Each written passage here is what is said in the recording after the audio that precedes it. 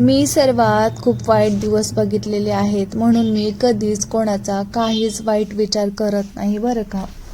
आणि स्वामी म्हणतात, ज्याने कधी कोणाने वाईट दिवस बघितलेले असतात ते कधीच कोणाचा वाईट विचारही करू शकत नाही.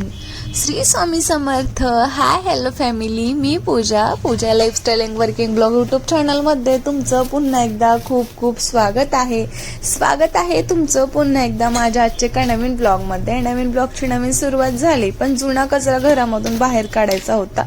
कारण सगळे तांदूळ वगैरे जे काही होतं ना, गहू वगैरे, हे ज्वारी, तर त्या सगळ्यांमध्ये अशा किड्या मुंग्या वगैरे झालेल्या होत्या. घरामध्ये लक्ष नाही दिल्यामुळे, वेळोवेळी ते वाळू नाही घातल्यामुळे, वेळोवेळी ते स्वच्छ नाही केल्यामुळे हे सगळं झालेलं होतं. आणि एक ना एक दिवस तर घाण घरातली बाहेर काढावीच लागते. तर त्याच्यामुळे म्हटलं आज सुट्टी आहे, आज घरी आहोत, तर मस्त असं कॉट वगैरे हे सगळं काही बाजूला काढून घेऊ आणि जे काही राशन वगैरे आहे ना ते सगळं स्वच्छ करून घेऊ. कितीही आपण गहू तांदूळ स्वच्छ करून ठेवलं तर ते किडे तर लागतच असतात. मी तर खूप सारे प्रयत्न करून बसली आणि शेवटी हारच मारली बरं का. तर प्रत्येक गोष्टीला वेळोवेळी अपडेट करावं लागतं, तसंच रिफ्रेश सुद्धा करावं लागतं बरं का. तरच ते गोष्ट वेळोवेळी व्यवस्थित चालत असते, नाहीतर मग बिघडत असते. तसंच की घरातला कचरा जर वेळोवेळी नाही काढला तर ते घाण होत असतो आणि आणखीन थोडंसं घाणून आपल्याला ते नकोसा वाटत असतो. त्यामुळे ते वेळोवेळी स्वच्छ करायचं असतं. तर अशा पद्धतीनं सगळं काही मी स्वच्छ करायला घेतलं होतं. कॉट काढून घेतला, गादी वगैरे काढली, त्यातला कचरा वगैरे सगळ्या बाजूला काढला, जाळ्या वगैरे काढल्या, तसंच फरशी सुद्धा पुसून घेतली आणि तांदूळ गहू वगैरे हे जे काही धान्य होतं ना ते सगळं स्वच्छ करून घेतली. किचन सुद्धा आवरून घेतलं. म्हणजे माझे खूप सारेच कामं झाले आणि खूप साऱ्या कामाच्या नंतर मला इतका थकवा जाणायला लागला ना, तरी सुद्धा मला वाटत होतं की हे काम केलं पाहिजे का ते. पण शेवटी स्वच्छता झाली आणि जेव्हा रूममध्ये आली तेव्हा मनाला एकदम समाधान आणि छान असं वाटलं. तर ज्या गोष्टी आपल्याला पाहिजे असतात त्या टिकाव्या अशा वाटत असतात, तर त्या गोष्टीची आपल्याला काळजी घेतलीच पाहिजे ना, तरच ते वेळोवेळी व्यवस्थित टिकत असते, स्वच्छ राहत असते आणि चांगलं राहत असते. बघा हे किती मोठा असा मातीचा वगैरे कचरा निघाला. मला माहिती नव्हतं की गादीमधून सुद्धा इतकं धूळ आणि इतकं घाण वगैरे निघत. तसं तर राज वगैरे कधी म्हणजे असं बिना स्वच्छ पाय करता जात नाही आणि मी सुद्धा जात नाही, तर व्यवस्थितच जातो. तरी सुद्धा माहिती नव्हतं की इतकं सगळं कचरा आणि घाण यामध्ये जमलेला आहे. तर मस्त असं आता इकडे मोबाईलवरती सॉन्ग लावलेलं आहे मी. असतात ना ते वेळोवेळी सुधारायचे असतात. जर चुका त्यांच्या झाल्या तर आपण समजून घ्यायचे असतात आणि आपली चूक झाली तर समोरच्या व्यक्तीनं समजून घ्यायची असते. नातं टिकवायचं म्हटलं तरी दोघांनी त्या गोष्टीची काळजी घेतली पाहिजे.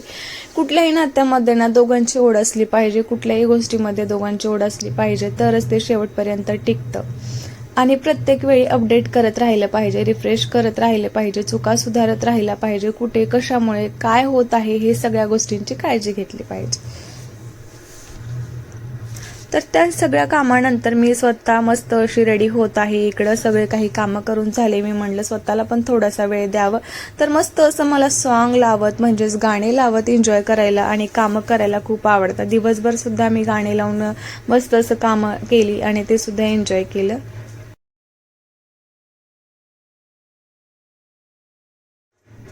गाणे वगैरे लावलोत म्हणजे सॉन्ग वगैरे लावलोत, काहीतरी आपण गुणगुण करत राहिलोत ना, तर मला तरी वाटतं बरं का आपलं लवकर पटकन काम आवडतं आणि आपलं माइंड सुद्धा फ्रेश राहतं. काम करते वेळेस बोर सुद्धा होत नाही किंवा आपल्याला इतकं काम लागलं हे सुद्धा वाटत नाही. त्यामुळे नेहमी मी किचनमध्ये असू देत किंवा बेडरूममध्ये किंवा हॉलमध्ये जिथे पण असू देत, जे काही काम आहे ना ते खूप एन्जॉय करत असते मी. ते एन्जॉय करत असते. काम पटकन होतं आणि छान सुद्धा वाटत असतं. तर मस्त असे सॉन्ग लावलेले होते. आता तुम्हाला काही हे सॉन्ग ऐकायला भेटणार नाहीयेत, कारण यूट्यूबला खूप मोठा प्रॉब्लेम आहे कॉपीराइट क्लेमचा. हे तुम्हाला माहितीच आहे. कॉपीराइट क्लेमचा इतका मोठा प्रॉब्लेम आहे, कुठलाही म्युझिक किंवा सॉन्ग तुम्हाला ऐकायला जमत नाही. तरी सुद्धा मी काही सेकंदाचं सॉन्ग व्हिडिओच्या सुरुवातीलाच तुम्हाला ऐकवलेलं आहे. तर तुम्हालाही असं कामं करते वेळेस सॉन्ग वगैरे ऐकायला आवडत असतील, एन्जॉय करत काम करायला आवडत असेल तर मला नक्की सांगा बरं का. कारण मी पण त्यातलीच आहे हो. कारण मला वाटतं काम सगळं काय आहे तर त्या कामाला बोर न मानल्यापेक्षा किंवा होत नाहीये असं म्हटल्यापेक्षा ते एन्जॉय करून ते संपूर्ण काम कसं फिनिश करता येईल मी हे जास्त बघत असते. तर अशा पद्धतीने माझं सगळं काही काम आवरून झालं. मी सुद्धा इकडे रेडी झाले गुणगुण करत आणि राजची सुद्धा लुडबुड होती. त्यामध्ये राजने सुद्धा मला कामामध्ये आज खूप सारी हेल्प केली बरं का. तर माझ्याकडे बघून वाटत असेल हिचा मूड तर सॅड वाटतोय, डोळे तर असे दिसते, चेहरा तर असा दिसतोय. तर हो, मी सॅडच होती, पण जास्तीत जास्त हॅप्पी करण्याचा स्वतःला प्रयत्न करत होते. तसं तर माझा हॅप्पी मूड जास्त नसतो, सॅडच मूड असतो असं प्रत्येक व्हिडिओमध्ये प्रत्येकाला वाटतं. कारण मला काही कमेंट पण आलेल्या की सतत तुमच्या डोळ्यामध्ये पाणी वगैरे दिसतं, सतत तुम्ही सॅड वगैरे दिसतो. पण त्या कमेंट मलाच ठीक नाही वाटल्यामुळे त्या कमेंट मीच डिलीट केल्या. तर पाठीमागं मला व्लॉगमध्येच तसे शॉर्ट व्हिडिओमध्ये आलेले, मॅम तुम्हाला काय झालेलं आहे, सतत तुमच्या डोळ्यात पाणी दिसतं, सतत तुम्ही सॅड वगैरे दिसता, काही प्रॉब्लेम आहे का, आम्ही तुमची हेल्प करू शकतो का वगैरे, हे सगळ्या कमेंट आल्या. पण असा काही इतका प्रॉब्लेम नाही आहे की कोणी सॉल्व्ह करू शकेल. नॉर्मली प्रॉब्लेम असतो आणि तो होतच असतो, त्यात काही इतका इश्यू नाही आहे. पण स्वतः हँडल करायला आहे, काही हरकत नाही आहे. पण कमेंट आल्या त्यामुळे खरंच खूप छान वाटलं. आपलं काळजी करणारं कोणीतरी असावं, आपल्याला विचारणारं असावं असं सतत आपल्याला वाटत असतं. तशीच माझी यूट्यूब फॅमिली, तसेच इंस्टाग्राम फॅमिली खूप छान आहे असं कमेंट सुद्धा करून मला विचारत असते. कारण 1-2 वेळेस मी लाईव्हला सुद्धा पाठीमागे गेलेले, तेव्हा सुद्धा मला कमेंट आलेलं की मॅम तुम्ही काही प्रॉब्लेममध्ये आहेत का, टेन्शनमध्ये आहेत का, व्यवस्थित वाटत नाही आहे चेहरा वगैरे, किंवा असं सॅड वाटत. तर माझं सगळं काही कामावरून झालं, राजनं सुद्धा हेल्प केली, मी तुम्हाला सांगितलं. त्यानंतर त्याचा हट्ट होता की हे बनवून दे मम्मा, ते बनवून दे. तर लास्ट टाइम आणलं होतं स्वीटकॉर्न, कारण स्वीटकॉर्नचं सीझन पण पूर्णपणे संपत आलेलं होतं. तरी सुद्धा आम्ही फ्रूट आणायला गेलेलो ना, तिथं आम्हाला भेटलेलं होतं. 2 होते, ते दोन्ही आम्ही घेतलेले होते. आणि राजचं चाललेलं मम्मा याचं काहीतरी मस्त असं चाट बनवून मला दे, किंवा असंच उकडून तरी दे, मला खूप आवडतं.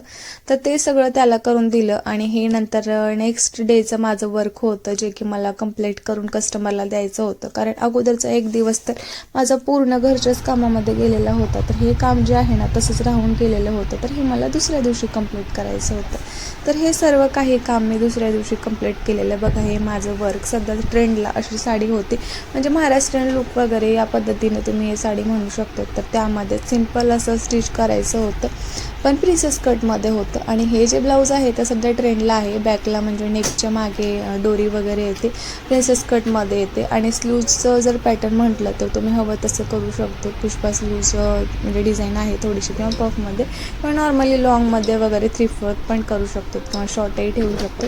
पण हे नेक जे आहे ना सध्या ट्रेंडला होतं खूप, आणि अशा पद्धतीने मी हे नेक बनवलं. जसं की मी सुद्धा हे माझ्या सुद्धा साडीवरती एक ट्राय केलेलं, खूप सुंदर आहे. सर्वांनी बघा ते पण व्हिडिओ.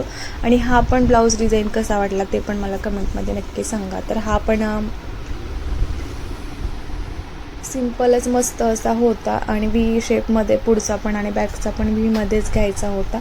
तर अशा पद्धतीने विदाऊट स्लीव्जचा हा ब्लाऊज होता. पण इतका सुंदर आणि इतका छान दिसत होता ना स्टिच केल्यानंतर, आणि त्यांनी वेअर केल्यानंतर खूप मस्त असा हा ब्लाऊज रेडी झाला. तर हा पण ब्लाऊज होता ना पूर्ण प्रिन्सेस कटमध्येच होता बरं का.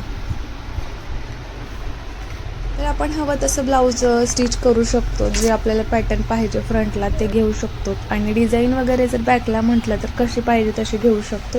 तर फ्रंटला पण खूप सारे ऑप्शन आहेत, 4 टक्स 1 टक्स वगैरे घेऊ शकतो, प्रिन्सेस कट, तसंच कटोरी, खूप सारे ऑप्शन तुम्हाला फ्रंटला सुद्धा दिले आहेत. पण जास्तीत जास्त फ्रंटचा विचार न करता कोणीही बॅकचा विचार करतं की बॅक किती सुंदर आणि किती छान अशी डिझाईन बनवता येईल, आणि कोणता ब्लाऊज म्हणजे कोणता नेक कुठल्या साडीवरती छान दिसेल. तर अशा पद्धतीने हे सर्व काही मी कस्टमरचे ब्लाऊज रेडी केलेले. हा दुसऱ्या दिवसाचा माझा वर्क होता. तर हे ब्लाऊज बघून मला तुम्हाला एक सांगायचं होतं की लवकरच जर तुमचे असे छान छान कमेंट यायला लागले की तुम्हाला माझं कुठलं कलेक्शन जास्त पाहायला आवडेल, मेकअपमधलं किंवा ज्वेलरीमधलं किंवा साडी वगैरे किंवा ड्रेसेस किंवा न्यू डिझाईन ब्लाऊज वगैरे किंवा बँगल्स, इयरिंग्स, जे काही कलेक्शन जास्तीत जास्त मी तुमच्यापर्यंत ब्लॉग दाखवेल. तुम्ही कमेंट लवकर जेवढे येतील ना तेवढं जास्तीत जास्त मी ते ब्लॉग तुमच्यापर्यंत पोहोचवणार आहे. आणि असेही जसं जसं मला वेळ भेटेल ना तसं तसं ते ब्लॉग मी तर अशा पद्धतीने छान असा ब्लॉग झाला, वर्क सुद्धा झालं, खूप सारं काम आणि गप्पा गोष्टी सुद्धा झाल्या बरं का. तर भेटूयात पुन्हा नवीन एका ब्लॉगमध्ये. कुठला ब्लॉग बघायला आवडेल कमेंट नक्की करा.